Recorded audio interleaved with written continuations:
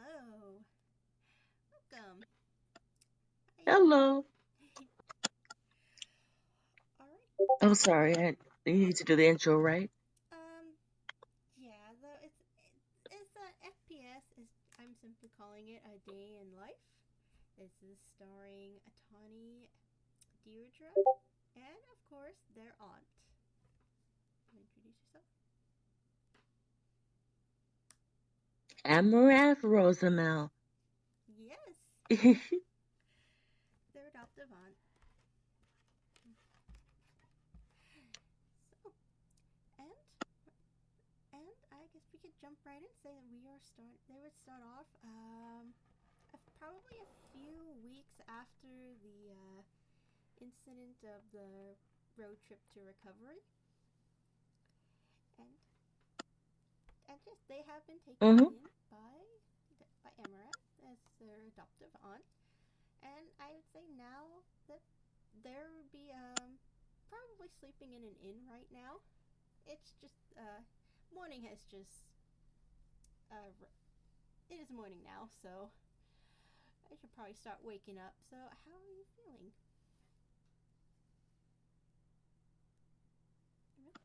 Amaranth yawns, and it's like she's still kind of reeling over what happened in Fairweather, but at least she's still got Deirdre and Tawney. Yep.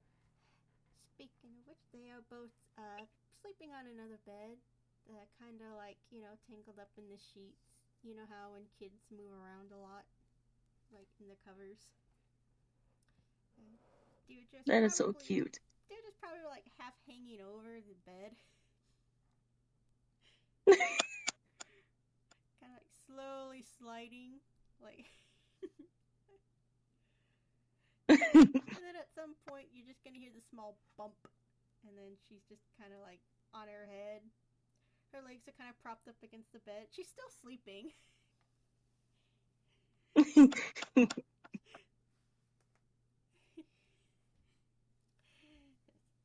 of It's course, funny. Tawney is just kind of like sprayed out, like spread out. Her limbs are all. I should probably give a good description of them as well.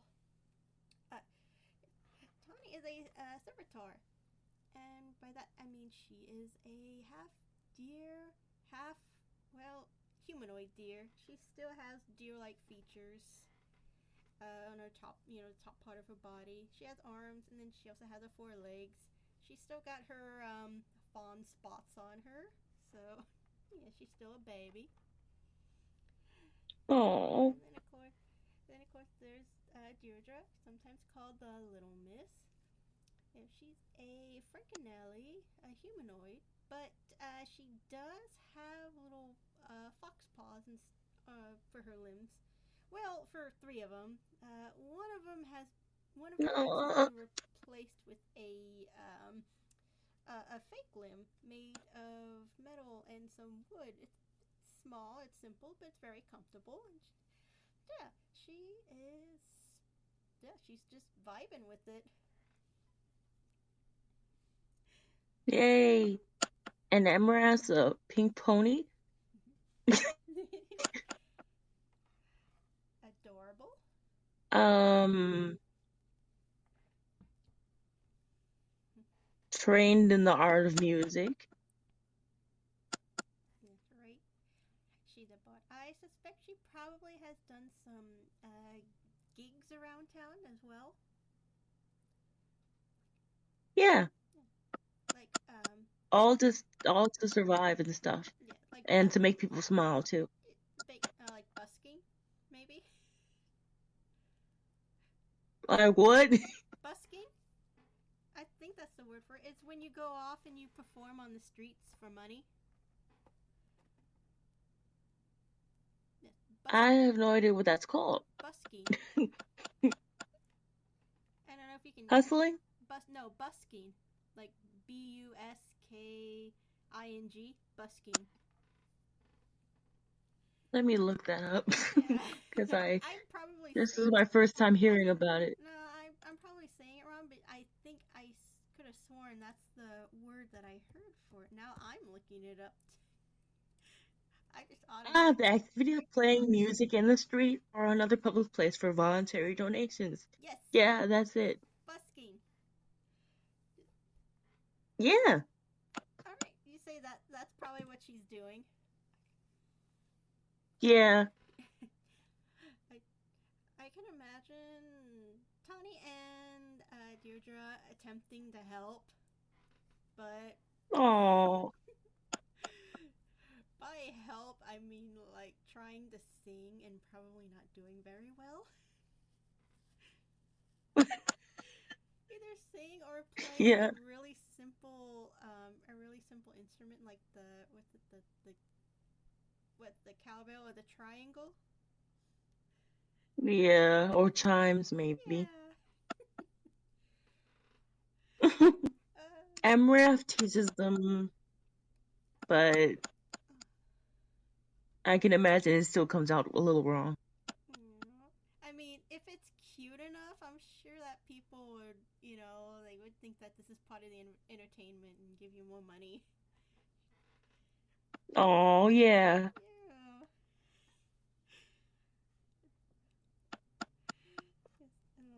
The little miss would figure out right away that it was like, auntie, if we act cute, they gave us more money. So they would figure out really quick to just play up their cuteness, just to get more money. Yes. Oh god! Now And Amaranth's mentally like, wait, that's what homeless people do. We're not technically we're not homeless, but we are homeless. But we're nomads. But I guess nomads can do whatever they want to in order to live. Oh, you could just imagine them. She's playing, and then they're there with their big watery eyes in front of the pan that collects money. Oh, the big eyes. Yeah, puppy dog eyes. The cat eye with the big pupils. And the sad face. Yeah. Sad face and the big eyes. Yeah. No one can say no to that.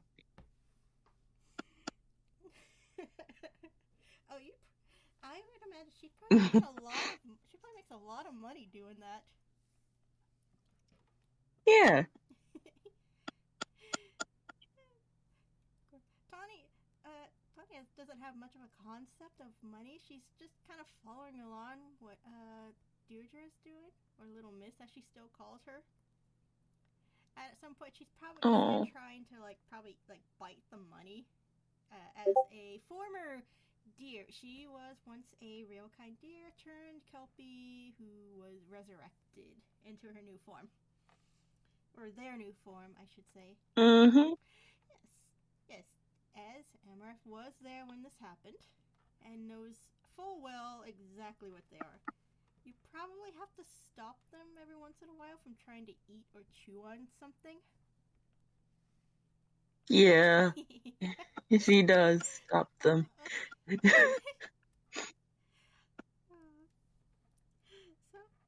I imagine they're like, hey, no, that's important. You can't eat this. No, it's like, stop eating that plant. It's not real. Or stop eating that guy's suit. Stop eating the tablecloth. She's more like, they're more like a goat now. Chewing on everything. Maybe they got spliced with a goat too. Oh, yeah, they could have.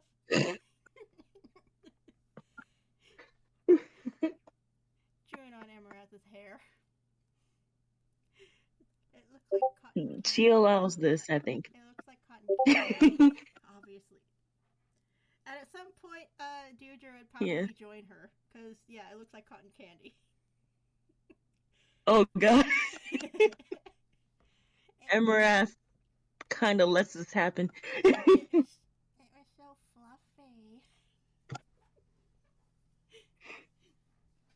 Big mistake. Yeah. I know my hair looks like cotton candy, but it's not. It's hair. You can't really. Go ahead. Just sitting there, just kind of. Don't blame me if you get sick later, though. Hairball. Oh my god, the shenanigans these two. Yes. Right, so they're in the hotel room, probably and they're probably waking up, getting ready. And yeah, Deirdre's probably she's still wearing her little hoodies, her little animal hoodie with the cat ears. And Aww. this time she's gonna wear a little pink one, little pink hoodie, kind of oversized and Oversized of the best. almost like down to her ankles. And Aww. Tawney's wearing like just a really loose beige sweater. They're not used to clothing yet.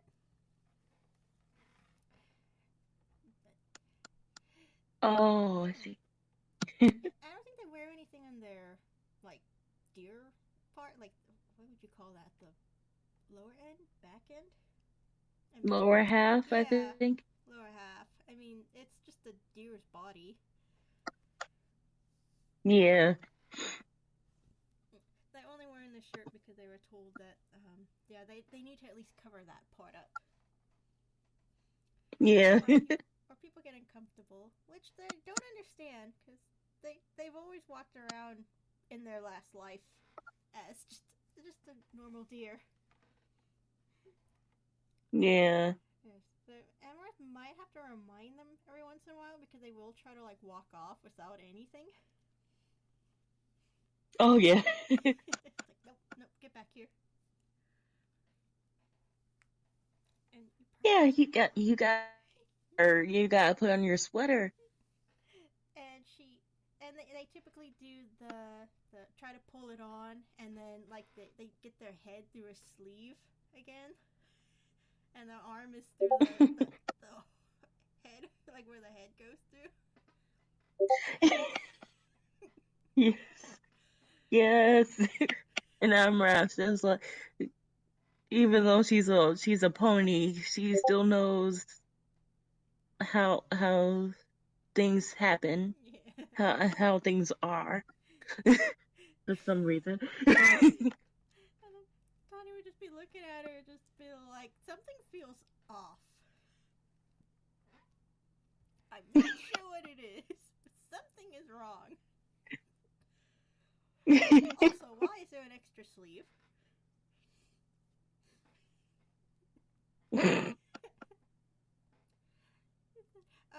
Yeah, I would say that you would have your hands or hooves full with these two. Mhm. And you might need a leash for Deirdra because she is prone to like run off after things that are like shiny or interest her. Oh no. So you're gonna have to parent her and make sure she stays by you and. Yeah. Fortunately, Tawney can help with that a little bit. She used to be very protective of her. She's still very protective of her. So I keep calling them a she. It's a they. They are they. Yeah, they. I Just, get mixed up with pronouns too sometimes. I just say she because I'm also talking about the Deirdra, and so she's a she, obviously. So I started referring to them both as she's. I need to stop doing that. Yeah. I mean, I don't think they would mind being called a she or a he if anybody ever like got them mixed up. They don't really identify. Yeah, because I don't think pronouns mean anything to yet. Yeah, that's like gender and such. True. They are identify as either. I mean, so they don't really care. So, Yeah. yeah, Amaranth can call them whatever the heck they want. Okay, so I'm sure after that whirlwind of trying to get them ready, where would you want to go? Would you want to go to the diner, or did you want to go to like a cafe? Ooh, what's the difference? Well, like a diner is more inside, and cafes like have more like I guess pastries. They have like outside seating, and it's more for coffees. Yeah, I think Amaranth would like to go to a cafe. What? Get some pastries for each of them, maybe a coffee for herself. She certainly has the money for it. Yep. Thanks to the other two. Yes. As you go there, Deidra is like running around, just like auntie, look at this rock. Oh, auntie, look at this thing. Auntie, look at this person. And yeah, they are generally just Deidra is just generally like running around, trying to explore everything because she's very excited. She's a very excitable child, and just Mhm. wants her aunt's attention all the time. Yeah, Amaranth doesn't really mind. She's excited with her. Is Tawney the only one who's gonna be like just kind of the stoic character? Maybe, but Amaranth has her moments too, That's where she'll like kind of for serious moments. get Deidra to stay with her too. Yeah. And I'm sure Tawny's probably still trying to figure out facial expressions as well, because as a real deer, you don't really make expressions or speak, so they're gonna be pretty quiet. Yeah. And they might make an expression and then kind of default back to like almost a blank face or content face, and then look really confused because they're not used to the facial muscles. Or I can imagine trying to teach them how to smile, and then you get like this really weird grimace, like a sneer. Can you imagine? Yes. I think before all this, Amaranth would like try to get them to smile, and then they pull off a grimace like a sneer and all that, and they're like, we should work on that. And starts to cry. Tries to No. smile at a kid, and then they just cry.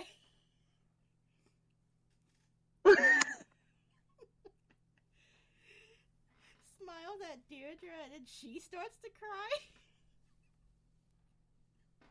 Oh God.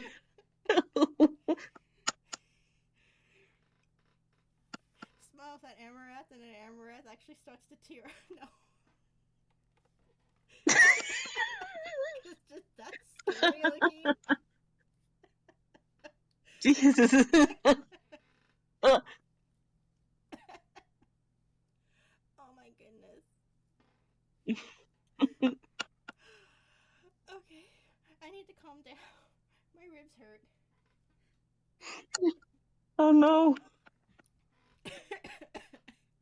And I shouldn't drink while I laugh.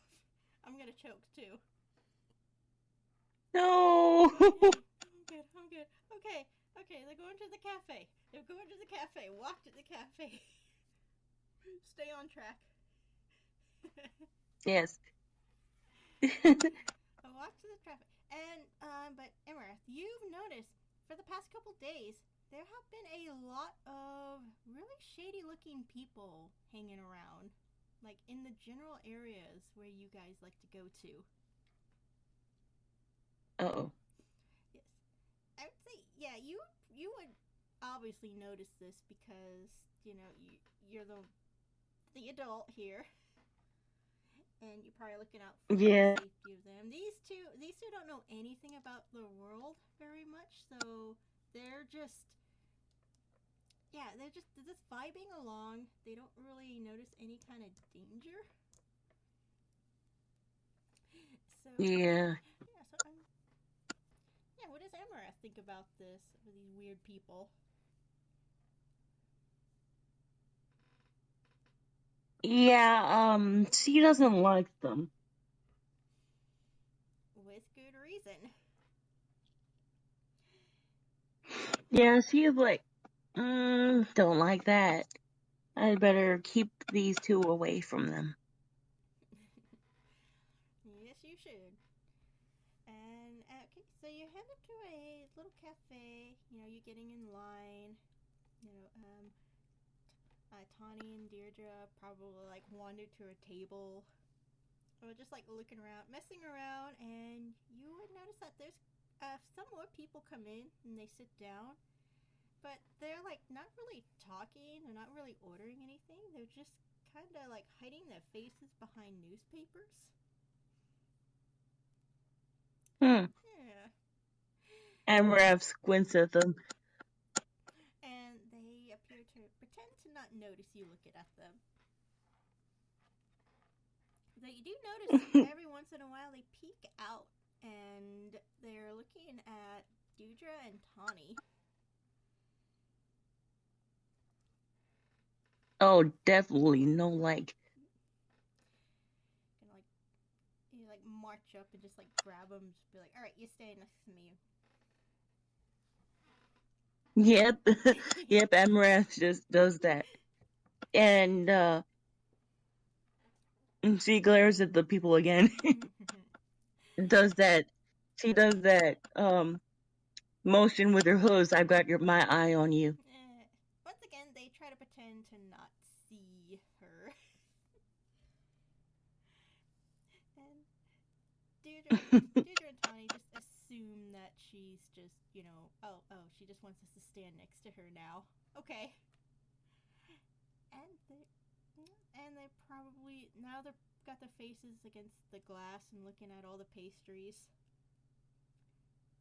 Or at least Deidra did. Deidra does. Tawny's probably looking for something to chew on. Oh God. Another fake plant. Amaranth notices and is like, "You'll get something to chew on once I pay for this. You just don't chew on anything you're not supposed to." Which one do you want, dears? And Deidra is like pointing at like all these cream covered like pastries, just like I want this one, I want that one. Tawney, you want this one? Let's get him this one. Tawny's looking at them. It's like, okay, they recognize this as food, but they never had sweets before. So they're just looking like between. They never had sweets, so they're just looking between them. And then they look at a plant in the corner, and then they just start chewing on the plant. No, not the plant. It's not even real. It's a fake plant. Okay. Don't you want something edible instead? Come on, Tawney. Tawney comes back, and then Deidre's just like, "Oh, let's get him this one. It's some donuts." Okay, donuts it is. And and for me, I would like a vanilla latte. And Deidre's just like, can I have a latte? And I don't know if it's a good idea to give caffeine and sugar to this already hyperactive child. No, it's not. Not a good idea. Blast off into the sky.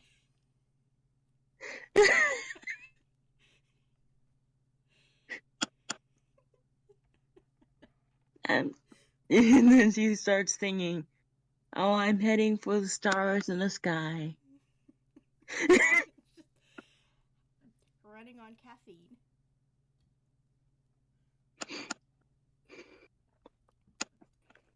Yeah, no, maybe we can get a decaf for you. Yay! What's decaf? It's coffee without the caffeine. Sounds good enough.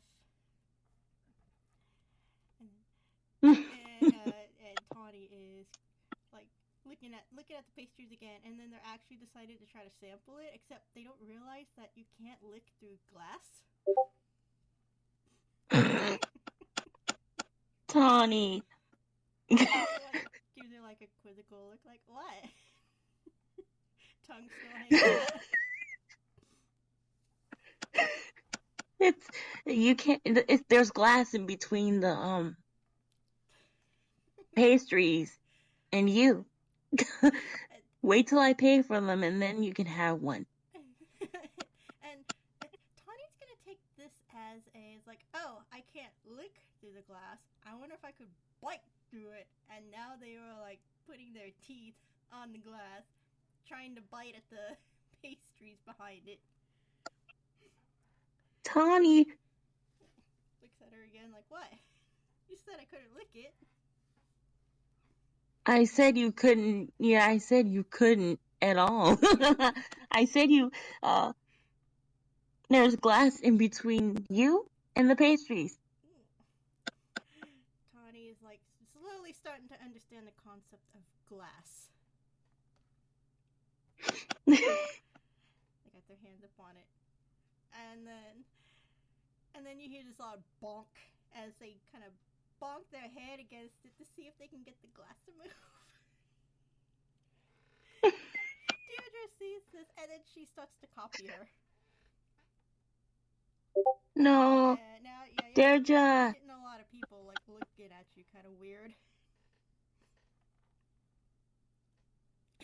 I told you these two. Amaranth doesn't care about those other people, but she wants to keep them in line. Yes. A lot of learning experiences that they're going through. So you get your order, you get your stuff, you probably go to a table, and you still get a lot of looks from people. The kids have a headache, but look, cool. All you want. You can look all you want. I don't care. That's what she's saying to herself. And the kids don't. Like, geez, you act like you haven't seen a couple of kids before. Never seen a couple of kids headbutting the glass of a display. Okay, so they sit down. They got their coffees. Deidra is like trying to chug hers down, not realizing that you gotta wait for things to cool off. So Amaranth is just like, she doesn't take the coffee away from Deidra because that could result in a spillage. So she kind of gets her attention. I can imagine she's doing the all like sip and it's like, oh, it's hot. Oh, it's hot. The other sip is like, oh, it's hot. Over and over. Little miss, you gotta burn your tongue. She looks up and her tongue's out. It's already kind of burning. She's like, what's like, huh?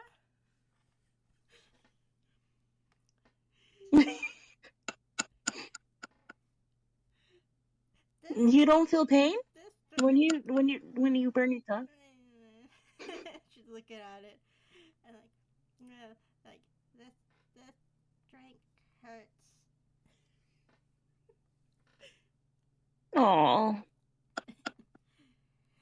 And yeah, you have to like probably show her like she can't just chug it down, or she's gotta wait for it to cool off. Yeah. You gotta wait for it to cool off, and that'll take a few minutes. Or you can blow at it. the whole like she blows a raspberry at it like that.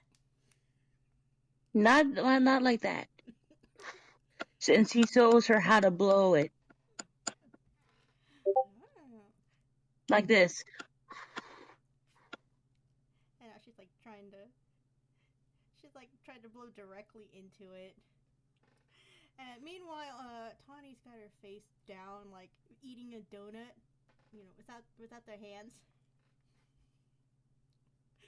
And then Amaranth looks at Tawney and sees this and is like, no, with your hands.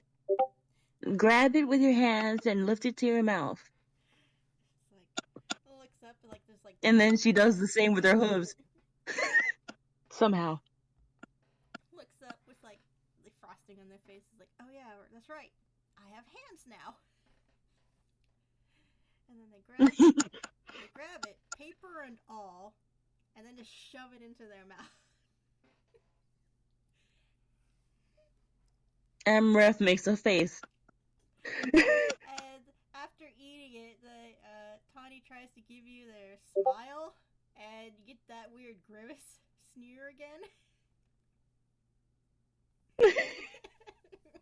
You immediately hear a baby start. We really gotta teach her how to smile.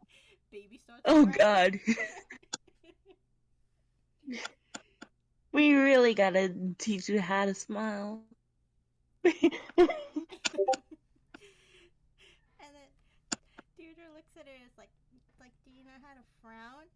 And then Tawney tries to frown, and then it's just like literally like the facial features just flip. It's still the same expression. It's just now it's like one end that was dipped down and one was dipped up. It just flips over. Now it's like the same. It's the same expression. It's just reversed. We gotta teach you how to frown too. You go back to eating, and Tawny's trying to rearrange the face because you ever heard of that term? You know, if you keep making that face, it gets stuck that way. Well, now the muscles are. Yes, I have. The muscles are stuck. Oh no. They are trying Oh to no. fix their face. Just been like, is this supposed to happen? Not usually. And then Amaranth takes her hooves and tries to fix their face.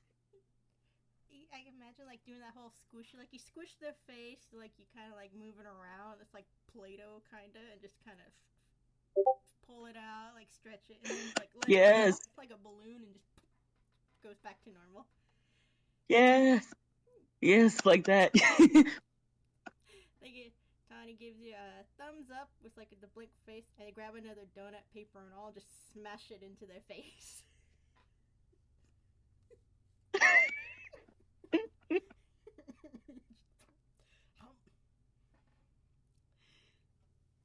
And it's just like progress. Yes, progress. They aren't using their face to eat anymore. They're just literally shoving food against their face and just kind of munching. That's progress. Yes, progress. Okay, so after the fiasco of the cafe and probably leaving a huge mess on the table, thank you, Tawney. So, there are places that you can go in this town. It's not that big of a town, but it's a quaint, quiet little place. And then we have like a park, we have a zoo, we have like a little farmer's market. Yes, and Amaranth, you are the adult. You can choose where you want to go.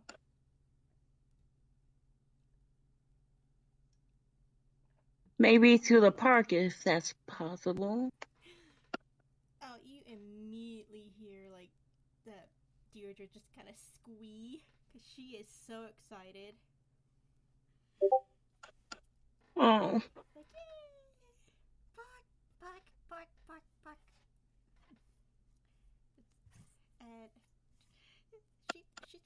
run off if you don't grab her. Yeah, Amaranth attempts to grab her. And did you like want to do any rolls, or should we just like do this whole thing like just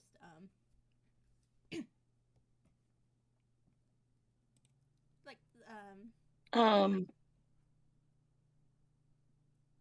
because we can do either or. Maybe not. No rolls. Maybe a little. Well, you want to roll to see if you can grab her in time before she like takes off. Mhm. Okay. What would that be? Would that be the strength, or would that be? Oh gosh. No, probably like acrobatic or athletics. Probably athletics because your speed. Oh yeah, I forgot. I had to pull up my card. No, it's okay. Logging in. Okay. Character list.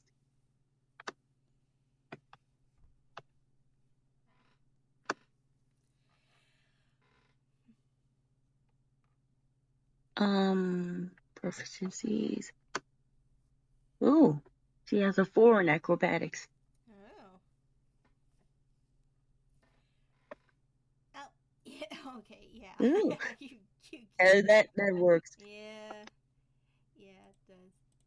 Oh, let me pull up mine real quick. But yeah, you grab her. You grab her before she probably pluck her off the ground. Her legs are still going. And Amaranth just puts her on her back. Deidra loves this. She just immediately like clings to her. Aww. If you ever seen like have you ever seen like what was it? Possums carry their babies and just like all cling to their back. Oh, I've never seen that before. I think that's how some animals like mothers they carry all their babies clinging to their backs or to their bodies just in general. Yeah. So you walk into the park. Probably Tawney's also clinging to you now. They like to cling. Oh. This makes walking a little difficult, but Amaranth doesn't mind at all. So you get to the park. It's just a simple little park. There's a little playground. There's like some bushes all around, and some like flowers. There's a little picnic area, for seating, and of course a grassy area where you could like spread out a blanket and sit if you wanted. And Deidra is immediately going for the playground equipment. Oh. Tawney gets off you, like follows after her, and they go up to the swing. They're not too sure exactly how to get on there. So, while Deirdre's climbing up like the equipment, going down the slides, Tawney is like kind of pushing against the swing and trying to figure out like how to get it to work. Oh. Because I don't think they make swings for servitors or creatures with 4 legs that don't really bend the way like most 2-legged people do. Oh yeah. Yeah. So they probably end up. Amaranth thinks about this. Probably hanging up kind of awkwardly off it, just like, am I having fun yet?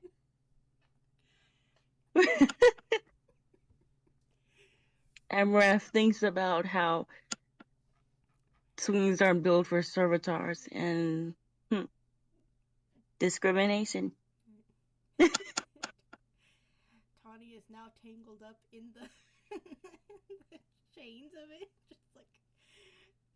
Just kind of like had all four of their legs kind of like tied together and just kind of dangling there. And it's like, is this correct?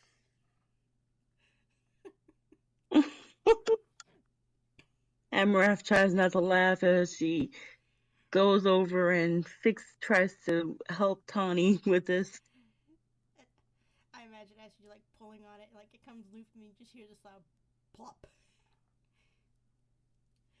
As she just lands right into the dirt. Oh. They sit up as like, oh, I guess that was fun. At least that's, yeah, they aren't exactly talking, but you can kind of tell by their body language, rather, and the very tiniest twitches of their face as they try to make an expression. Oh. Like, I guess that Amaranth just smiles and proceeds to sit on the swing and show them the real way to do it. And they're watching Amaranth, and then they're kind of like carefully like backing up to it, looking at and then trying to like see if they could sit on it. Because if you've ever seen like deer, I don't think I've ever seen a deer like sit, kind of like like how a dog does. Yeah. So they're trying to do something like that. And they've never done things like this before in their life, so this is all new to them. Oh. But I guess I could roll to see if they could actually try and get on the swing. I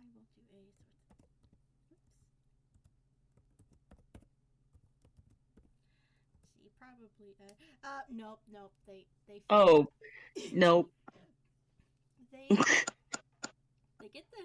sit down on it, they go to grab onto the chain to and they just fall backwards and just right out of the seat, and you hear another loud plop. Oh. And then they're all back on the ground, the legs are in the air. Amaranth asks if they're okay. And you get a thumbs up from them, as well as a kind of I guess you could say you get a feeling that they're asking us all like, is that supposed to happen?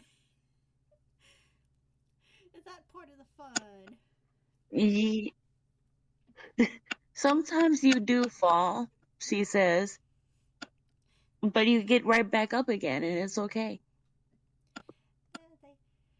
They hear you say that. They roll over, shake the dust off a bit, and then they go back to the swing to see if they could try to, get back on it, maybe approach it a different way.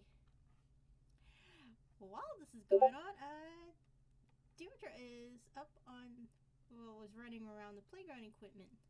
Though now they are distracted by something, however, in the distance. There appears to be, one of those little toys that have, like, the little wheels on it. And, yeah, it seems to be moving by itself across the field. And she noticed it. And she's, like, gone right up to it. And she is following it. Uh-oh. It's doing the whole, like, she's, like, it pulls, it stops, and she goes up to try to, like, grab it. And it kind of pulls away from her before she can touch it. So she moves up again to grab it, and the same thing happens.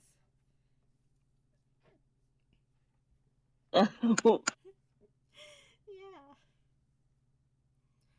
And Oh boy. Towards the bushes.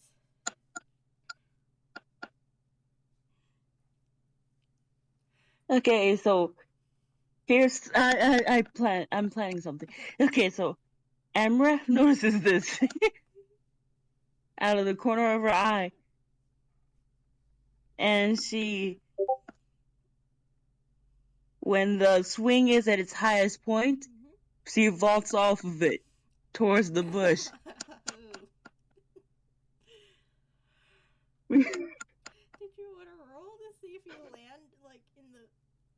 target? No. No, you just want to do it. Yeah. I'm not giving them a chance to run away with Deidra. Okay. I imagine you leap on this thing. You probably do like a twirl in the air and like maybe a flip. You land Yes. straight in the bushes, and it's like one of those scenes where it's like you go in the bushes and then you just hear like fighting and you can see the bushes like rattling violently. Yes. and Deidra doesn't notice any of this. She just finally got the toy and she picks it up and she's all like happy she's got it, and then she's like kind of looking quizzically at this little rope that was tied to it, just like where did this come from? All the while the bushes, like, the sounds of somebody being murdered is like happening like 50 feet. Amaranth soon emerges victorious. Got some leaves in your hair, some dirt. And she shakes that off. Somehow you got a brick with a rope attached to it that you've been using. Some sort of form. Yeah, that would be handy. Some form of makeshift weapon that's like broken. A broken guitar. Thankfully, it's not her loot. No, she doesn't know where she got it. She just had it, and then she's been like just el-kabonging people over the head with that thing. Oh. Deidra looks up and sees her, just like, auntie, look, I got a new toy. She's like holding up the toy. She did not notice. And Amaranth just smiles brightly and is like, oh, good. One we don't have to pay for. She's running back to Tawney, who is stuck in the jungle gym now because they tried climbing up on it. Oh boy. Having 4 legs, it's a little difficult. I mean, they're getting used to it gradually, but yeah. So they ended up at the top, and it's like they just kind of like fell through it, so their legs are just kind of dangling there, and they're just kind of sitting there right now, just like what's supposed to happen. Jungle gyms. And you walk away, and you kind of hear like groaning from the bushes. Whoever was in there was probably beaten to a pulp. You just like throw your guitar and your brick back in there, and you just bang. You finally knock him out. You knock him out and just go back to playing with the kids. Yes. I would imagine like the rest of their playtime probably goes without much incident. You know, Tawney's still trying to figure out how to like play, quote unquote, just play in general. Yes. And of course, Deidra is having the time of her life, and of course, playing with her new toy. And then after a while, would Amaranth want to go like get something to eat again, or does she want to go to the marketplace? Because there are options. Like you can go to other places if you'd like.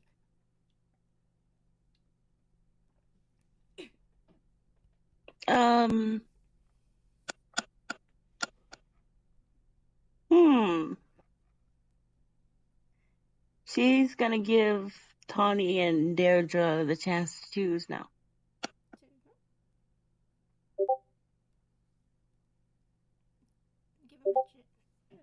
Where would you like to go? The marketplace or get something to eat again? Okay, they both look or at least Deidra Deidra looked excited to like do either or, and she's like looking around, just like, She's like thinking really hard, like what she wants, and she's thinking harder. You see some smoke coming out of her head.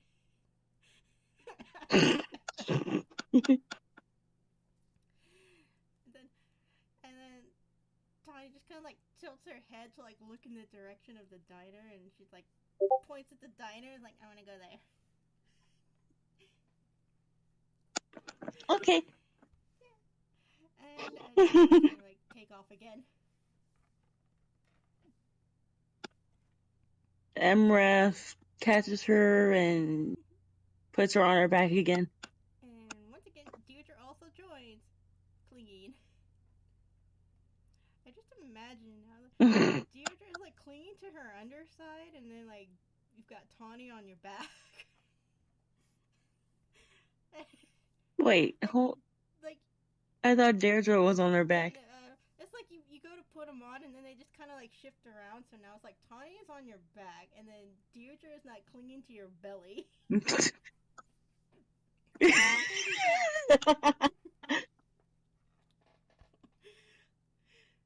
Amaranth again doesn't mind this, but she's like, okay, this is happening now. You get a lot more weird looks from this. Of course. and then Amaranth finally says something about it, like, what? Did you hear Deidra is just like, it's so warm. Oh my gosh. I'm getting like Mabel vibes from her all of a sudden.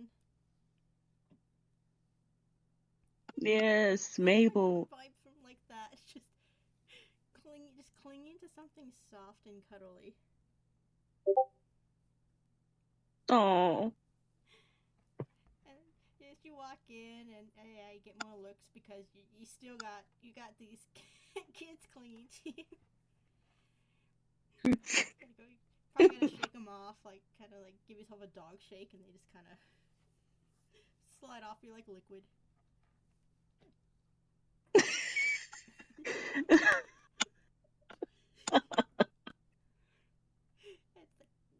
Deirdre's just like laying there, just like, that was fun.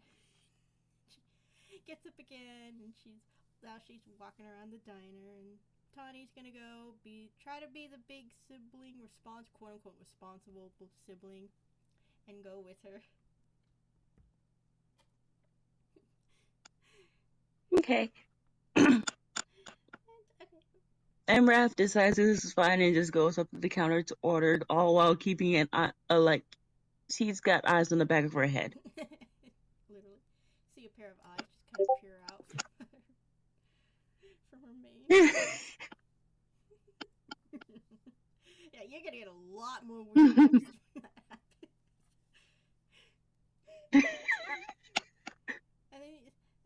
And then I just see her, like, she takes off, like, the whole googly eye, like, the glasses with the googly eyes off the back of her head. Yes. Like, oh, I was looking for that. Puts it away. Oh my gosh. Gags everywhere. Okay, so a waiter comes, and they escort you to a table. It's a little isolated area in the corner. It's one of those for families. Oh. Booth, and Tawney wants to try something different, so they try to get up on the stool. And I probably have to roll to see if they actually are able to, like the swing. And then let's see. Yes, finally they managed to climb up on it, and they pop themselves down and adjust themselves a bit, and yeah, they're sitting pretty normally now. So yeah, I guess Emma teaching her like how to sit up and stuff, really paid off. Mm-hmm. Yay! Of course, Deidra immediately goes under the table and is like looking for like things to play with.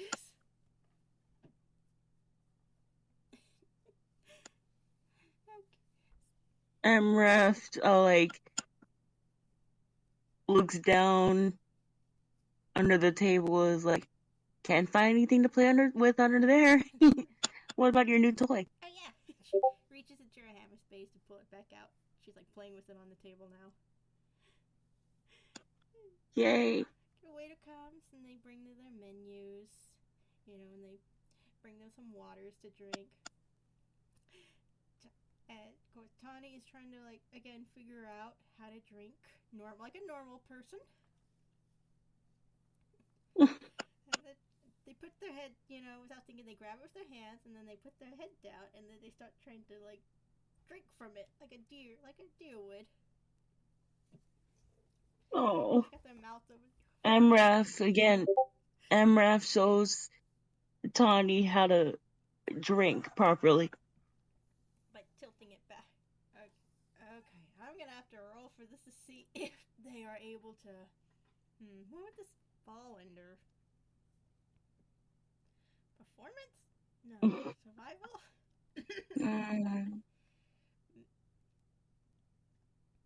Just trying to do something they've never done before.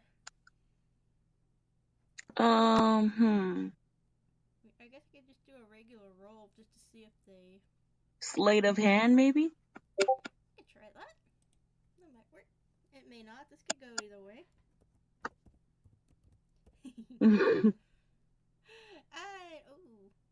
They got a 10. So, ooh. Okay, so I would say it starts off normally.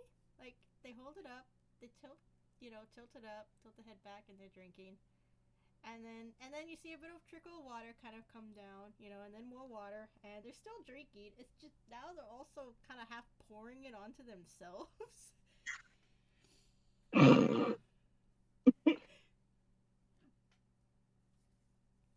And then they continue that until the glass is empty, and they put it down, and then they give you their quote-unquote smile. Cue the crying baby. Oh no. Definitely gotta work on that smile. They readjust their face so it doesn't get stuck again.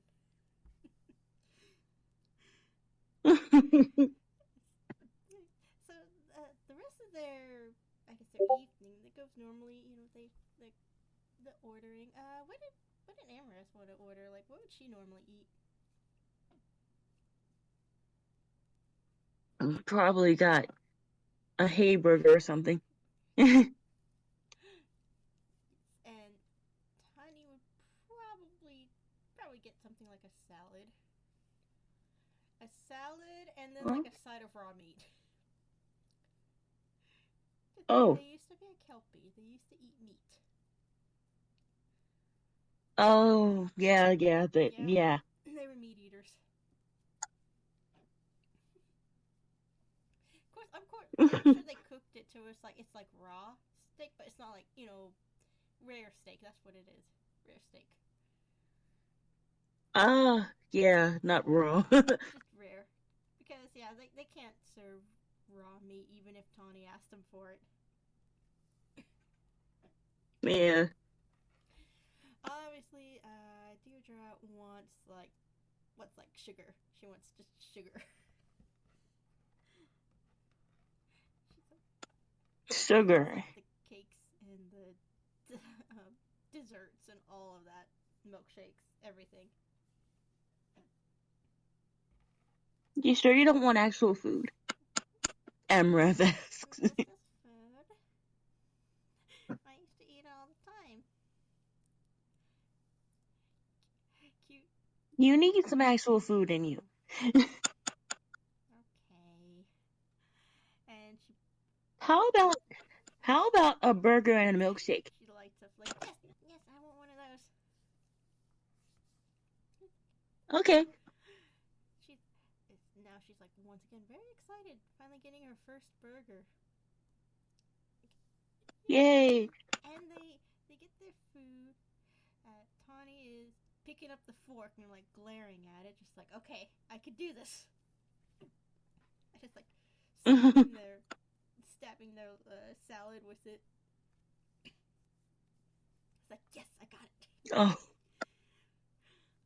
You know, like how you stab something with your utensil. Yes. Holds up like she got like a huge glob of it, just all stuck together, and it's like just kind of eating off it. Just like ripping off chunks of it and just like chewing on it and then ripping it off again.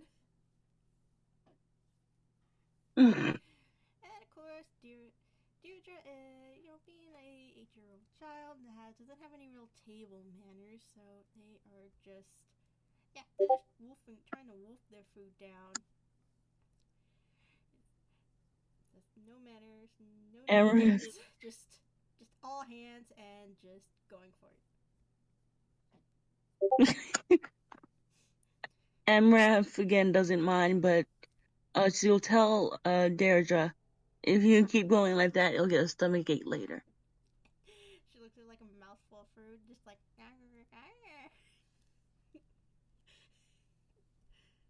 We don't talk with our mouths full. Okay. And then she puts her head down. She spits out the food that was in her mouth, and then she goes back to talk to Amaranth.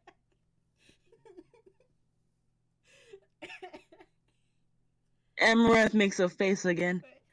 You said don't talk with my mouth full. It's not full anymore. You're supposed to swallow what you've chewed. And she puts her head down and she picks up the piece that she was chewing on. And starts chewing on it again.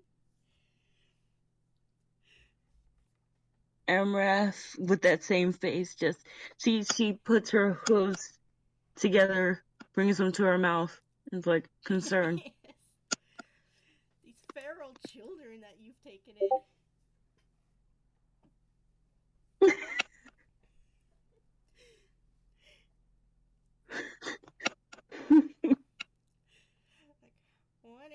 One's stabbing their food, the other one is just inhaling the food.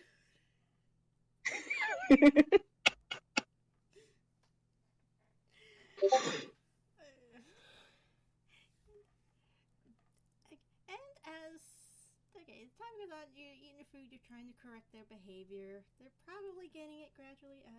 The food's being eaten. Deidra now wants to like go and look at the claw machines and the little arcade machines that they have. Oh. Because these claw machines were the thing in her old town. Yep. She goes right up to one. And looking at all the toys, her eyes are all big and shiny. She's like, oh. And then promptly opens the prize slot and sticks her head in. Oh. Auntie, I think I'm stuck.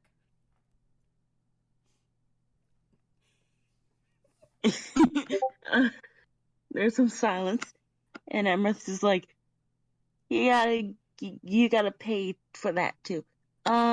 Let me help you get unstuck. She gets up, goes over, and like trying to like grab her like around the waist, just kind of like easing her head, trying to ease her head out. She do the weird stares.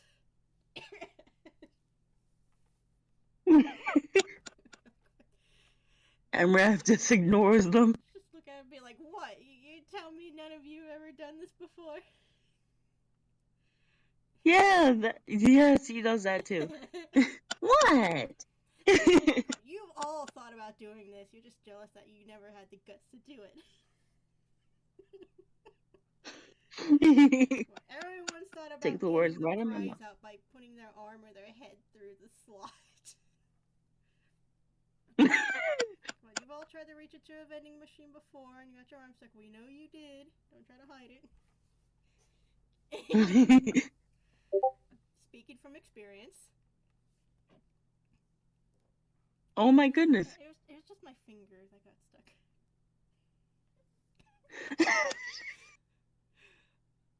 I was 12. Don't judge me. It ate my dollar. I was angry. Oh yeah. Oh, I remember. I think a vending machine did that to me at one point, and I'm like, oh my god. Yeah. And then I try to get it in any way possible. Like, I'm getting my food. The return change, and it doesn't give you your change back. Oh. Yeah. What's the point of having that if it doesn't work? Yeah. I imagine as this is going on, Tawney's like probably still, eating the food. Like looking around, like seeing like nobody's watching. They kind of pick up their steak with their hands and they just start like kind of biting it. Oh. Hurry before Amaranth comes back. And as you do, you kind of hear a weird sound behind you. Amaranth looks behind her. On the floor, like around where Tawney's sitting, you see like a saw blade, kind of like moving, and it's going in like a circle. Yeah. What'd you say? Behind them, like the scene gag, like how there's a saw blade coming out of the ground. Yeah, I know. And it's going in a circle. It's sawing up and down, going around where Tawney is sitting. Of course, they're not paying attention because they're trying to like eat their steak really quickly, like without being noticed. So they're not paying attention to this. Okay, so Amaranth takes the thick part of her hose, stomps on the saw. Just stops the saw. the flat part of the saw. Is she like gonna yank it up like really hard to like pull the person up and have them bang against the? Yes. Punk. And then you push it back down. Drop the saw blade back down. Hopefully. And she's thinking like, how did you get underneath that? Probably a sewage system or something. Gross. Unsanitary. Tawney is like trying to like hide the meat, but it's like hanging out of their mouth, just like I got caught. Oh. They didn't cut it. They were afraid that you were gonna get upset that you didn't cut it. No. Amaranth's not upset. She's just, I don't know the emotions she's feeling right now. Probably relief that she But she's like, caught that before anything happened. Yeah, she's relieved. Relieved that Tawney didn't notice it. Relieved that Tawney didn't get choked on the steak. Kidnapped or choked or anything. Yeah. And then probably gets a little lecture about how they have to cut their meat before they, try to hork it down. Yep. Or else you'll choke and probably die. And behind you hear a rattling sound, and Deidra has finally managed to climb into the vending machine. Or no, not vending machine, the claw machine, and they don't know how to get out. Oh. she's holding the toys, and then she's like, Auntie, how do I get out?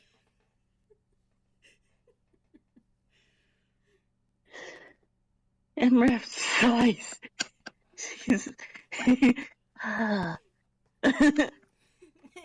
I signed up for this. Cue calling the owner and getting them to open up the case a little later. Yes. And he probably let her keep the toys that she grabbed just to get them out of this diner as fast as he could. Yeah. She's got like arms full. It's like, yay! Let's go back again. Hopefully we didn't get banned. Hopefully. Everywhere you go, you get banned. Or anywhere that has a claw machine, anything like that, you're gonna get banned. Like, do not let these people in, and it's just a picture of like Deidra, like with her head stuck in like a slot, and then there's one of Tawney with they got the arm stuck in something. Each one is just Amaranth trying to pull them out. Do not let these people in. Yeah. Oh my gosh.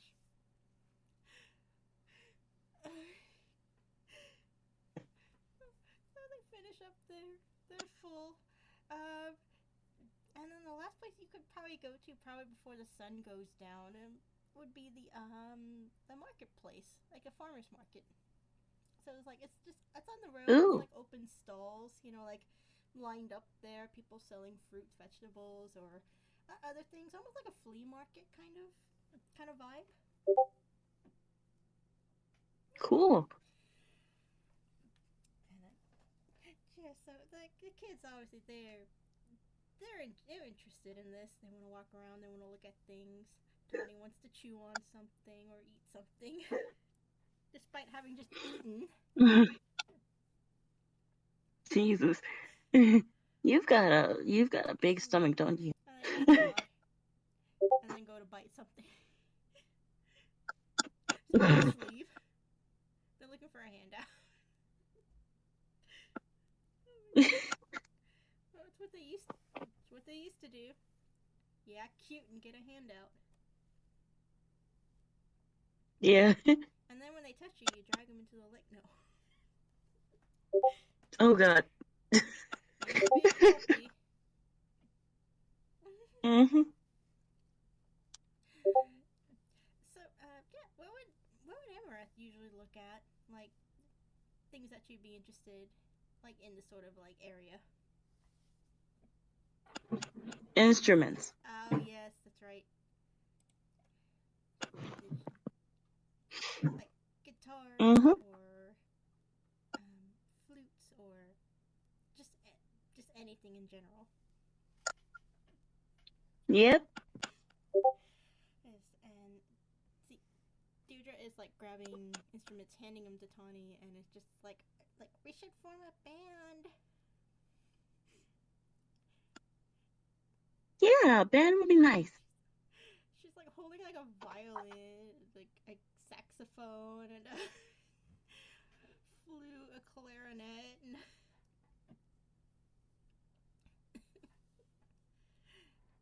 Tawney's got like a tuba. They go to try to play it, but they stick their head like into the wrong end. If you've seen how tubers are.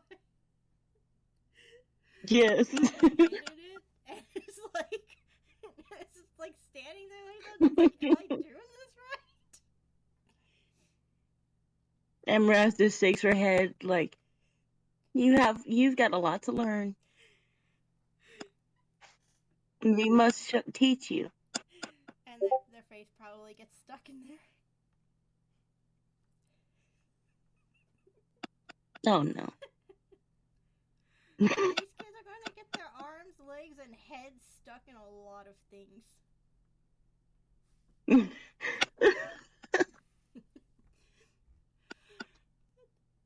you're doing this, there's the stall across from you. Like, it looked empty, but then like somebody pops up and they put on display of like all these fancy looking toys and shiny things, which immediately catches Deirdre's eyes. And she turns and she just walks right over to him. And of course, Amaranth watches for any kind of like any kind of like danger? Yes. Fair enough. And Tawney still has the head stuck in the tuba. In fact, they probably pulled off the part from the tuba, but it's still on their head. So they're like walking around now with this tuba on their head. Amaranth helps them take that off. Like, trying to like grab it. It's like trying to grab it, twist it.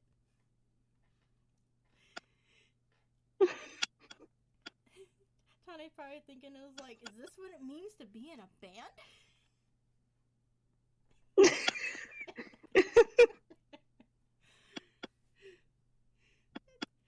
While that's happening behind them, the stall owner is like talking to Deidra, like showing her the toys, offering like little free samples, like little tiny toys that she could take home.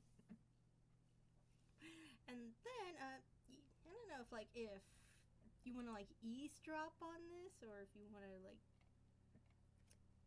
or if you just like keep it up. Yeah, Amaranth's definitely eavesdropping. Did you want to roll for that, or you just want to go ahead and do it? Let me see about a roll. What would that be under? Maybe? Or no, perception? Well, how's perception? Perception is a +1 and insight is a +2. Maybe investigation is a +2. And would the investigation count too? So, yeah. That would probably fall under it. Okay. Damn. That is a crit fail. Okay, no, you're too distracted by these tuber sounds that Tawney is making. You try to get this thing off their head. Yes, somehow it's making tuba sounds. And behind you, the shop owner has like an open bag, and he's saying something along the lines of like, "Oh, I got plenty of other toys like right in here if you want to go in and like pick one out for yourself." And they're just holding the bag open on the ground, like kind of behind the stall, like out of sight. Of course, Deidra is moving closer because she is most certainly interested in getting a new toy. Oh, Jesus. The whole classic, yeah. Get in the bag, it's fun.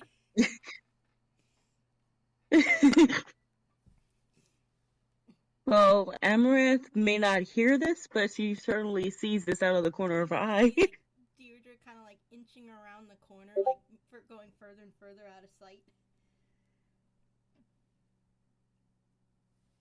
Yeah. There seems to be holding something that is also out of sight, but they're kind of turned away. They're not like facing outwards at the stall anymore. Huh. So, Amaranth will probably get the part of the tuba off Tawney finally.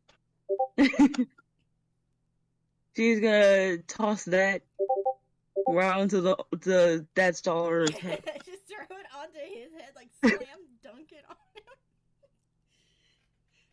You pull it. Not a slam dunk. Just like a far away throw into the basket. Like a basketball kind of shot. Like how they throw it. Yep. You pull it off, you turn, and you just do this amazing. You probably should have joined a basketball team. You would have been really good at this. You throw it, it goes to the air, and it just lands directly on this guy's head. He drops the sack, and he's like, "What the heck?"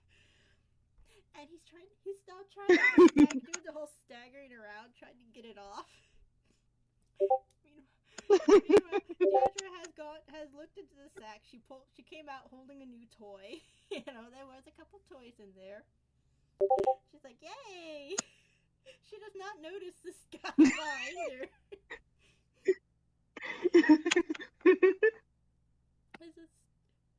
Yes. She runs back. She's like holding up the toy to show her auntie. Tawny's like Yay, another free Tawny's sitting toy. there like kind of like scruffy looking. All their fur's been like pushed around.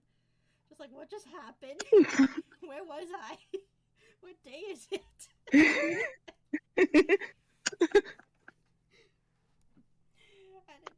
of course, Deidra gives Tawney the toy because she wants Tawney to have a new toy too.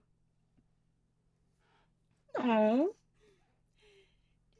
Deidra, Tawney looks at it and then like kind of chews on it a bit and like gives them a thumbs up. Was like, yeah, this is a good toy. Yes. And you continue walking as this dude is still behind you, still staggering around, trying to get this tuba part off his head. Probably being helped by one of his accomplices, who is also not doing a very good job getting it off him. just like walking off, they're all nice, Um, and peaceful, and it's just this carnage in the background. yes. And Amaranth just looks back at them and smirks. The stall caught on fire. Just randomly caught on fire.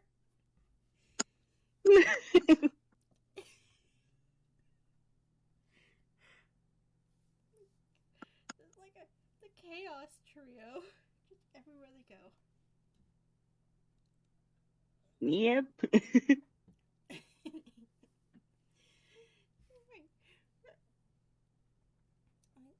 So you move further along. Some people are probably looking worried because there's some smoke coming off in the background from the burning stall. Yep. So they probably pick up a few things along the way as well. Like maybe some fruit, like at a fruit stand or something. Yeah. And yeah. And while this is going on, you see like people are like leaving now. They're like heading home. The sun's going down, and then of course the kids are looking a little tired. Yeah. And Deidra's like, but I want to walk around some more. She's like leaning against Tawney. Tawny's like sleeping on their feet. Amaranth allows them to um cling to her again. And actually, they just kind of like slump over her and just kind of like dangling there, just like, so warm. Again, you get weird looks because it's just like these two limp kids are just hanging over this pink pony.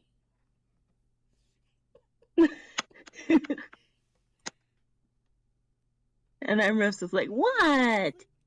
You never did this with a horse before?" You never played dead before on a horse?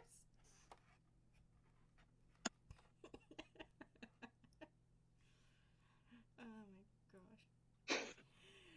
You get in so much trouble if you did something like that, but no. Okay.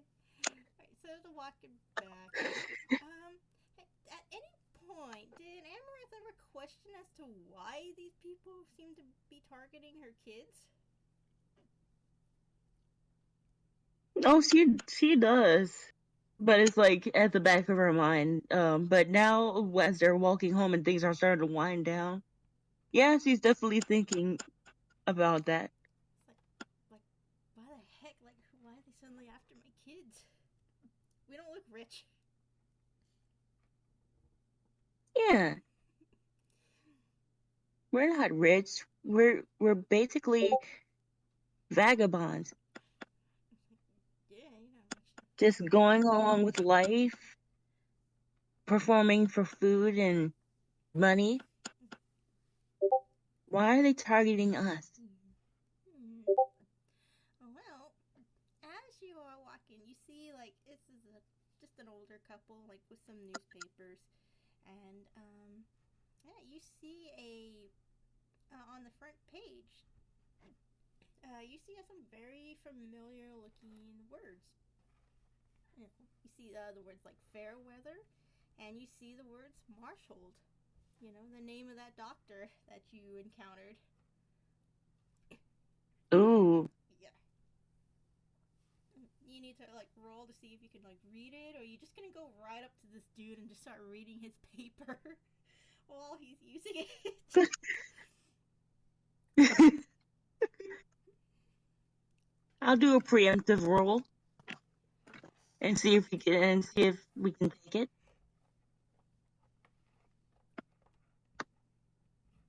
Or maybe sneak up behind him and read the paper over his shoulder. Kids on you, just sneaking up on this dude. You can do. But first, I'll probably roll. Roll to maybe see if you can read it from where you're standing, and then if it fails, you could just try to sneak up on him. Yeah. Perception, investigation. Which one? Perception. Perception probably would. Okay. That's a 10. I think as far as you could tell in the fading light, probably you could just make out the more the bold words, but you probably can't read the finer print. Okay, now she's sneaking up. Probably stealth. That was a +4. Make sure that another 10. Yeah. Okay. Yeah. Yeah. They hear you come up. You probably were okay, maybe for a minute, but then the kids probably shifted around and were snoring. It turns over his shoulder and looks at you what the heck? Sorry, I'm just interested in that paper. Where'd you get it? He points to a newspaper stand, which is empty, by the way, because they were free newspapers. Oh. But I guess if you ask him nice enough, he'll probably just give it to you. Okay, can I see the newspaper real quick? Yeah, of course, the older guy just kind of nods, just all right, here you go. Yeah, I was almost done with it anyway. Thank you. Yeah. Oh, thank you. Whenever somebody needs something, I don't get why they opt to either steal or sneak up on them instead of just outright asking them. If you notice in D&Ds. Yeah, that's that's funny. Yeah. So she gets the paper. She's reading it. There's more details within the pages of it. And it talks about how talking about Fairweather, about the family, the Marshall family, and supposedly who was supposedly wiped out. The last of the line was supposedly killed in an accident, quote unquote accident. However, there are rumors that there are actually some survivors of the family. At least, as far as the rumors go, there's at least one or two of them. Young children, and due to this, they are now considered potential heirs to this huge family fortune that the Marshalls had. Originally it was gonna go back into the system, but with the rumors of these potential survivors, there's a possibility now that if they are found, they would receive this money, once they reach of age. And there was a brief description of them, and you realize, and Amaranth realizes that the description almost perfectly fit Tawney and Deidra. Oh, that's why. She thinks to herself. Mm-hmm. Yes, that is why. These people have read it and they just happen to see you guys coming into town. And then noticing how the two girls, or rather the girl and the servitor, almost fit the description. So they've been targeting them. Yeah, so Well, Amaranth is now the. well, they're just. What were you saying? Huh? Sorry. Oh, I was having Amaranth think, well, they're just gonna have to pry them off my dead hooves. I'd say that like one of them kind of like rolls over and like wraps their arms around you. Oh. Yeah, Amaranth, you are now the caretaker of these two potential heirs to this giant fortune that a lot of people are going to be after. If you ever read that series Unfortunate Events? Kinda. About kids who are the heirs to a huge fortune and like same group of villains that keep targeting them. And they keep getting only to keep getting foiled again, time and time again, yep. by this one pink pony. Yep. So this would be going a lot better than like in the actual series that I was talking about, because even though they foil it, their guardian either gives them up or end up dying. Because of the Oh. Yeah, it's kind of a dark series. And yeah, I was saying, and then always placed with a new guardian or guardians, and then like the same group show up again, and then it kind of repeats. Dang. But no, this is Toonkind, so yeah, they're gonna get thwarted each and every time by this pink pony. Yes. And she's still young. So young, and I guess the best thing about this too is that if they're wandering around, they never stay in an area for very long, so it would be hard to track them. Yeah. Yep. Like you would have to get some hardcore like criminal groups like to actually try to, like keep track of you. But as of now, this is just considered a rumor. And it's like the descriptions don't fit them quite well. So I mean, you can see if you could change their appearances a little bit, just so that nobody's suspicious.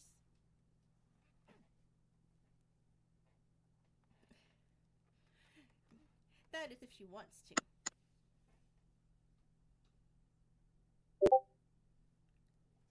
Yeah, Amaranth wouldn't want to change them. Wouldn't want to change them? Nope. Fair enough. Though disguises might be different. Oh. Then again, if they keep seeing a pink pony with them, they might chalk up something. So there wouldn't be a point. I mean, you could always like dye yourself like green or something. Change color every town. Oh my god. It's changing on your mood. It's like yellow, and then there's blue, and then there's your rainbow. Okay, maybe not rainbow. That's too similar to somebody else.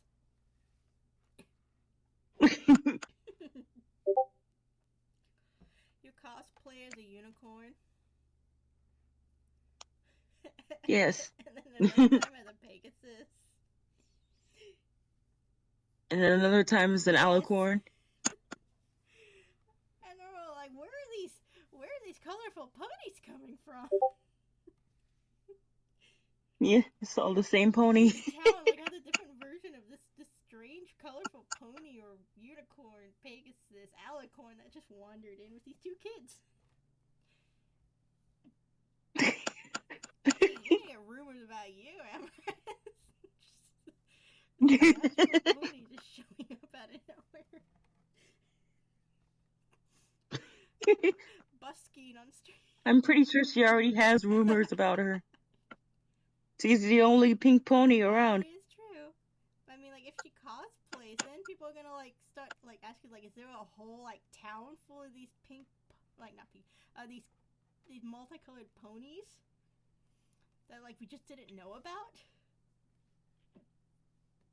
Amaranth would just nod. You're like, to avert the rumors, you need to create new rumors. Yep. She, and that rumor would be true because she came from a town of ponies. Gosh. I was gonna say she turned herself into either like a legend or a urban legend. What is it called? Cryptoids? Yes. Cryptids, yes, cryptids. She probably already is a cryptid. This pony that just changes color whenever they come into town. They come into town with these two kids and then they leave, and then usually something burns down. Like a food stall. Or get banned from a diner because they broke all of their water machines.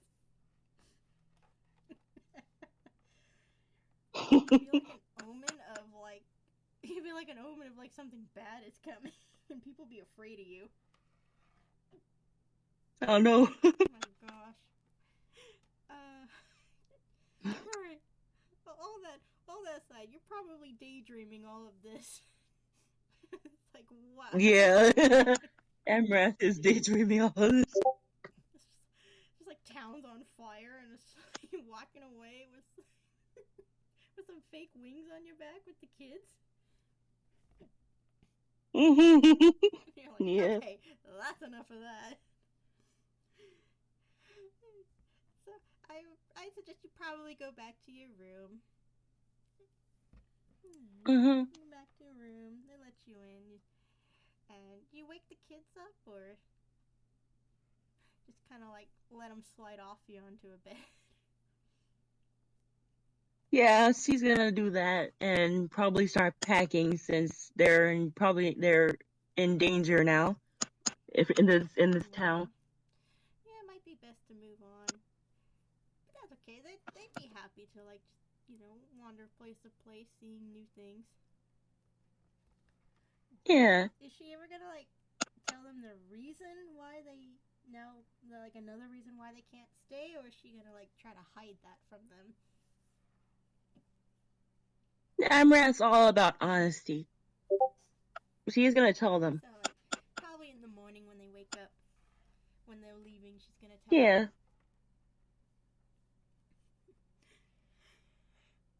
Yeah, and she's gonna show them in the newspaper too. Yes. Oh. That might be a role play for another day for them having to come to terms. Yeah. Yeah. Like a part 2. Woo! So we could probably do a little like time skip. Like they wake up in the morning and you probably don't tell them like just yet because you realize that the next train leaving here is gonna leave pretty soon. So it's like, okay, we gotta hurry, get your stuff together, let's hurry to the train station. Fortunately, you don't see those suspicious people. I think you scared them off, with your protective instincts the other day. At least yeah. for now, you scared them off, so you don't have to worry about it for the evening. Yes. You get there, you're waiting for the train. Tawney's probably like trying to like chew on something, but she's watching Deidra. She's watching Deidra now to make sure she doesn't dive onto the tracks like she's been trying to. She must have Oh God. Railroad tracks. Oh no. Even Tawney is aware that this is not a good idea. Yeah, because some train tracks are electric. Yeah. No. Like the ones here, they're the ones for the L. Those are electric. Yeah. Yeah, you could probably hear some electric like buzzing from there. And Mm-hmm. just like wants to go and like just touch it because it looks so interesting. Mm. And then Tawny's like looking at like a picture. It just says like like do not touch the rose or do not leave. And she's like looking at it again. She's trying to like figure out what it says. Then it kind of clicks. It's like, oh yeah, this is a warning. Mm-hmm. So, did you want to go ahead and like probably end it around here, and then we could do like a part 2 another day? Oh, what's the other The option? other option was they could get on a train and then potentially meet somebody. Potentially meet somebody? Potentially meet somebody. Can't go into any more of that. If you want. Huh. But... Now I'm interested. Okay. You're interested. So, okay. You buy the ticket, you get on the train, and of course, as soon as you tell Deidra, it's like, okay, hey, we're gonna get on the train, and she gets all excited because, hey, she wants to ride the train. Mm-hmm. Get on the train, you board the train, and you get to your seat. Tawney is like unused to being on something that's moving, and they're like clinging to the seat, trying to keep their balance. Oh. Have you ever seen like a kind of like an animal trying to like ride in a car? How they kind of like wobble a bit. Yeah. And kind of like freaked out because it's like, hey, the ground is moving. Sitting there like that.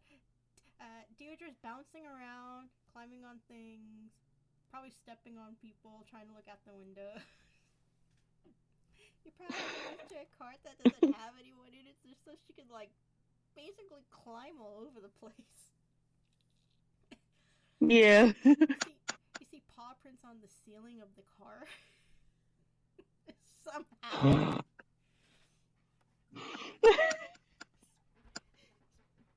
Spider pig, no.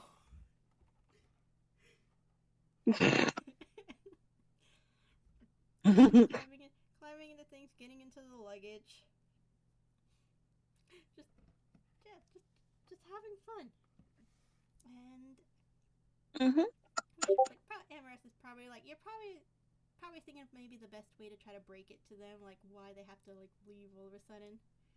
Well, of course, taking care of Tawney and trying to get them to like not tense up so much because they're just like rigid, like they're on alert. They don't know if they should move or not. Amaranth will tell them after the train ride. And then you see the door from when it opens, and of course you see somebody come in. Some people are like moving between the carts every once in a while, like going to the another cart behind you. Probably a diner cart, so that's probably where they're headed. So you see somebody walk past, and do you want to roll perception on them, or would Amaranth like not even like notice? Amaranth would notice. She's noticed a lot by now.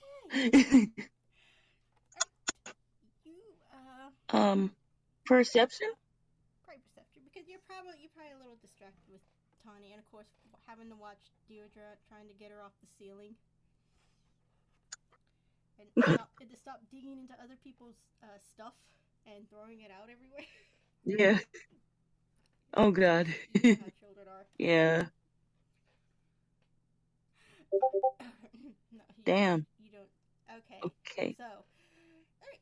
So, this person, okay, they walk past you. This is one of the people you could have interacted with, but fortunately, or I wouldn't say fortunately, but yeah, they walk past, go into the dining car. They probably don't notice you either. They're probably really distracted. And then a door opens again, and then another person comes in. They're moving slower this time, and they are someone you would probably notice right away, but unless you want to like do another roll,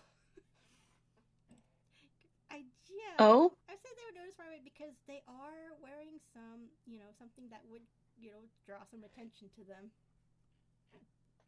But I mean, if you want to do a roll, let's see if Amaranth notices.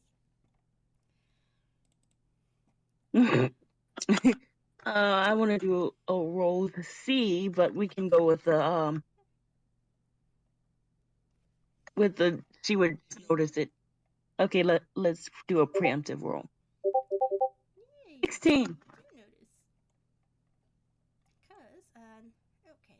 And I'm trying to get a picture for this dude, but it looks like, my computer may have lost it. Shoot. Alright. Yeah, Oh no. it's probably in here somewhere. I probably just misplaced it because I'm a dingus.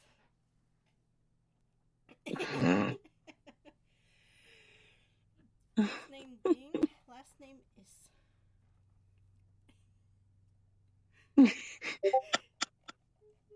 Okay, wait, I think I found it. I'm just gonna put it in the display room. If I could. You see this dude? The drawing is a little weird and kind of light, so I don't know if you'll be able to see it pretty well, but it's kind of the only drawing I have at the moment of him. Just to let you know. Okay. And then this is, let me just put his name down.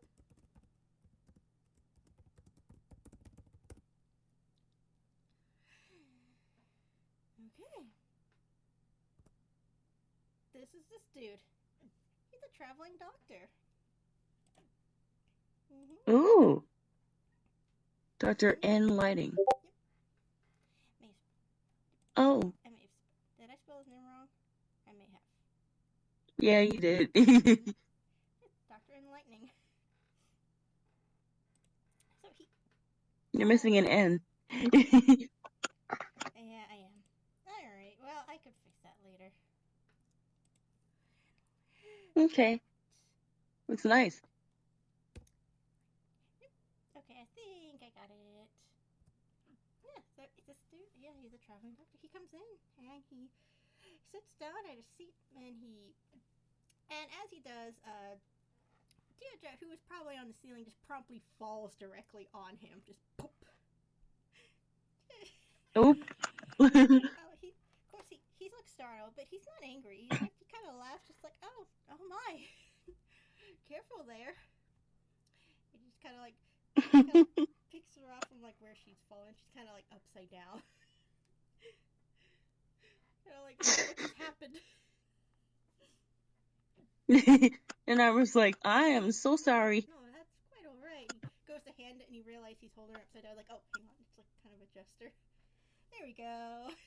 Hands her over, and then he notices her leg, and then he's just like, oh. Like, pardon me for asking, but, I am a doctor. If she is injured and needs some assistance. And, of course, Deidra is just, like, smiling, just like, I stepped in a bear trap. She was a look of horror from the doctor. And Amaranth also has a look of horror. Like, yeah, that's a long story that. And the doctor, of course, is now, like, really like, oh, are you sure you don't want me to look at this really quick? You can. I don't see any harm. So he takes it and he's doing like he's checking the leg, checking injuries. Of course he's not gonna charge you for this. He's just really concerned about this child. Oh. So he's checking about. He probably gave her a lollipop so she could just start eating it, and I gave one to Tawney as well, and to you, Amaranth, he gave you a lollipop. Ooh, thank you. So he's checking them out. He finds some bruises on her, like typical, falling down and, scrape it yourself. Give her some Band-Aids, some ointment for it. And checking her leg, making sure like everything's fine, there's no injuries, not tight, all that stuff. He's like, well, seems like you have a very healthy young lady here. Would you like for me to check your And he looks at Tawney, he's like, daughter? Son? And Tawney just kind of gives him like the like, it doesn't matter what you call me, kind of. Yeah, you can. He goes to pick him up, they're still rigid. It's like they're just stiff. Oh. Don't worry. Providing a trade is perfectly fine. As like the trade kind of rattles a bit as they go over a bump. Tawney like immediately clings, just like. Oh. Checks him out as well. He finds like some bruises, and he tells Amaranth to make sure like they don't like if they walk through grass, check them for like ticks and things that try to cling to them, because they try to, deer typically get like ticks and things stuck to their legs. So he probably finds a couple and he pulls them off her. Put some ointment on it, some band-aids. Oh yeah, now these kids are at full health. And even offers to check Amaranth. Amaranth giggles and nods. Right. Sure. And did he find anything on Amaranth, like any wounds? Probably find some blood on her hooves, but when questioning like where she was hurt, she probably just is like, oh, that's not mine. Yeah. A little look of shock and confusion from the doctor. It's like, oh, okay. Yeah, I'll tell you about that later if you want. That's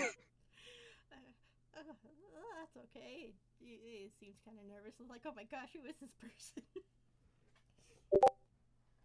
Checks him out.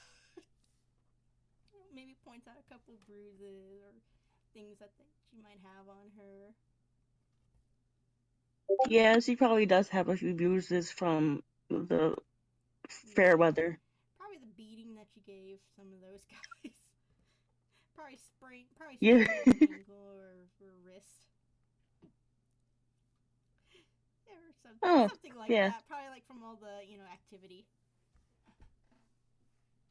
Mm-hmm. So he bandages her up, probably gives her some medicine, like in case like she ever feels any pain from the sprains or whatever. And then he makes some small talk with her, it's a pleasant conversation. He asks her like where they're heading.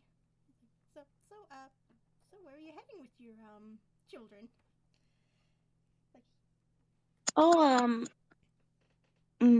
Nowhere in particular. Maybe just another town. It's like, so just going on like a little vacation then? Just traveling around with your family? You could call it that. And he probably notices her instrument, and then probably figures it out on his own, just like, oh, she's probably wandering around because she's busking. Yeah. Like, pardon me for asking, but I was like, what is this? Is that safe for your children? He looks over at the kids, and Tawney has finally like gotten out of their seat to like walk around, and yes, yay! Like the really slow like stepping, and then the hoof slips and they do the little Bambi fall. Have you ever seen that? Yeah, I've seen it. Do the Bambi fall, and then Deidra just kind of like pops up from under his seat, just like, "Are you okay, Tawney?" Tawney just gives him a thumbs up, just like, "Yeah, this is fine."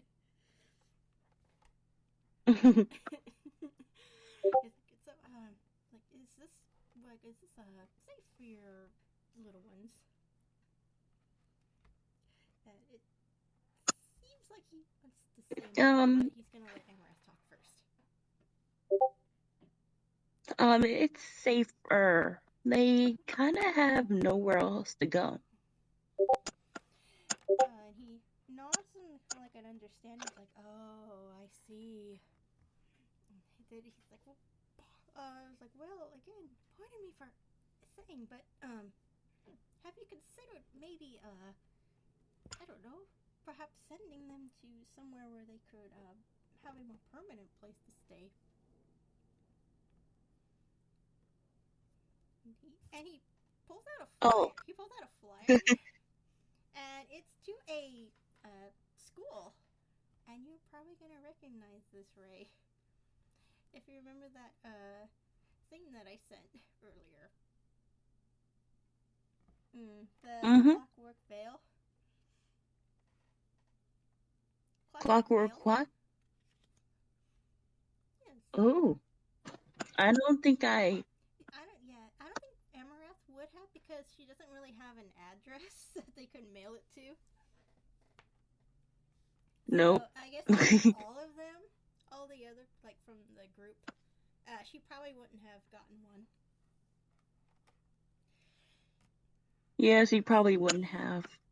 Like maybe if she was still Like, not particularly banished from her home, maybe if she still lived there, she would have gotten one. probably, but like through the events of what happened, I don't think she would have. So he shows him the flyer and he tells him that he's actually going there. He's been hired as a temporary doctor for the school, like a school nurse sort of thing. But he explains that Clockwork Vale it's a really large and prestigious school, and yeah, they have a program where they will allow children in, like, give them a chance to join, free of charge, of course. And again, it's a boarding school. They live, the children live there, and they're taught like many things. And again, it's because it's very prestigious. It's very expensive. A lot of people try to get their kids in here. And yeah, competition can be a little fierce, but kids who do graduate from this boarding school usually end up like really successful.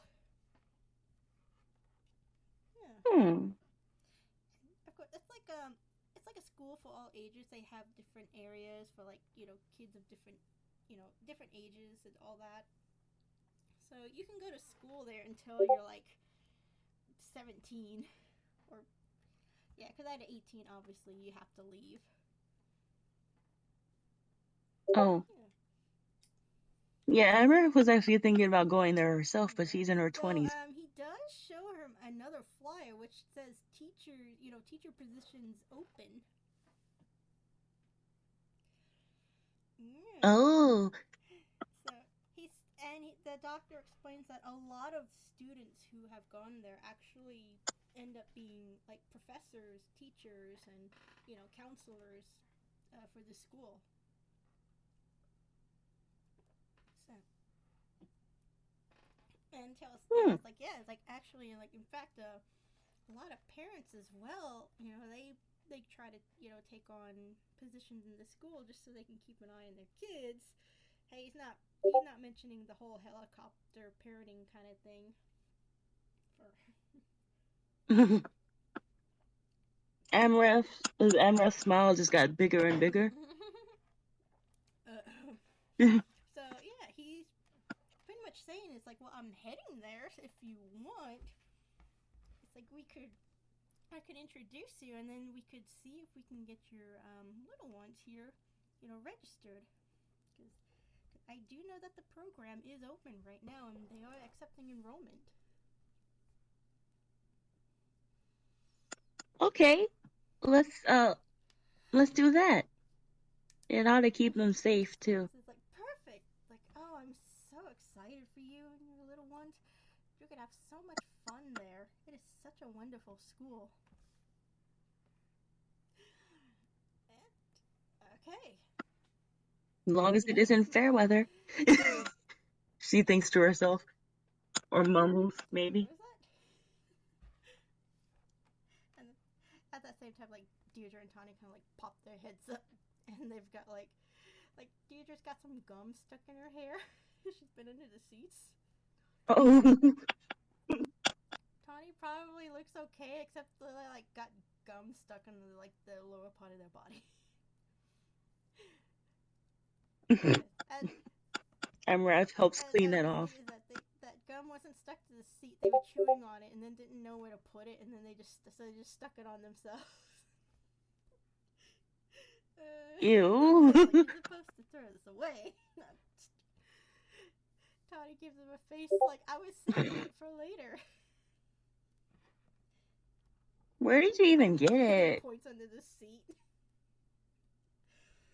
Ew, that's gross. You know there are germs in that. And the doctor's pulling out like antibiotics. It's like, okay, let's tell you another checkup. Yeah, they've got a lot to learn, but I think a school would be amazing for them. I could attest to that. They will teach them so many things. In no time, they'll probably be little geniuses. Mm-hmm. Alright, so this story, this session ends with, Amaranth trying to get this gum off these kids. Tawney trying to smile at the doctor, and the doctor like looking like really startled by the expression that they were giving him. Like, oh, what the heck? We really got to work on that smile. I'm sure the school could probably help teach that as well.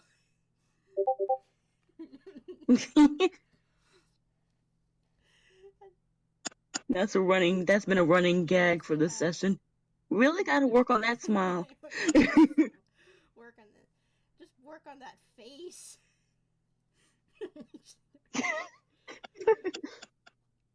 As camera zooms out, and you hear Deidra doing the like, I have a question. Yeah. Like, how bad is it if you ate some gum?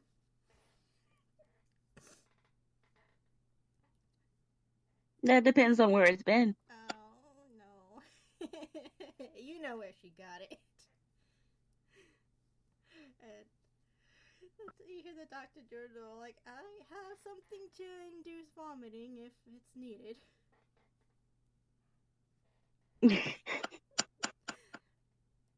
That'll be helpful. Alright. And do you want to end it here, or? What's the other option? Well, the other option would be maybe, we'd probably do a quick time skip, and then, like, they would be reaching the very, like, close to the entrance of the school. And if you want to go that far.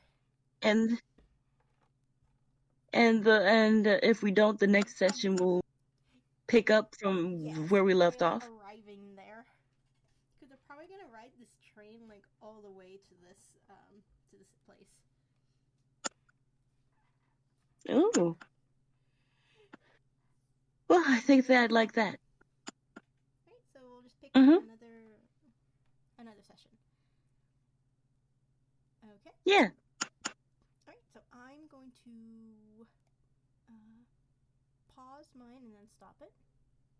Give me just a second. So, okay. So, Okay. We can do a quick sound off. Be like. Oh yeah. Yeah. Let's do a sound off. Alright.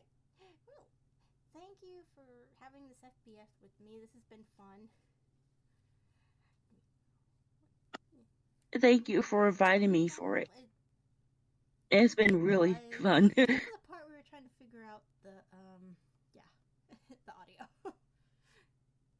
Yeah. Oh yeah. Anyway, thank you, and we should totally pick this up again sometime in the near future. Okay. Yeah. Like maybe next week or something. Next Thursday. If you want to do it that early. That'd be nice, actually. Okay, well, I'll set up a scheduling for that one. I'll actually try to put it on a schedule and try to remember to put a notice out for it. Okay. All right, I'm gonna pause it. Okay. Thank you for playing. You're welcome.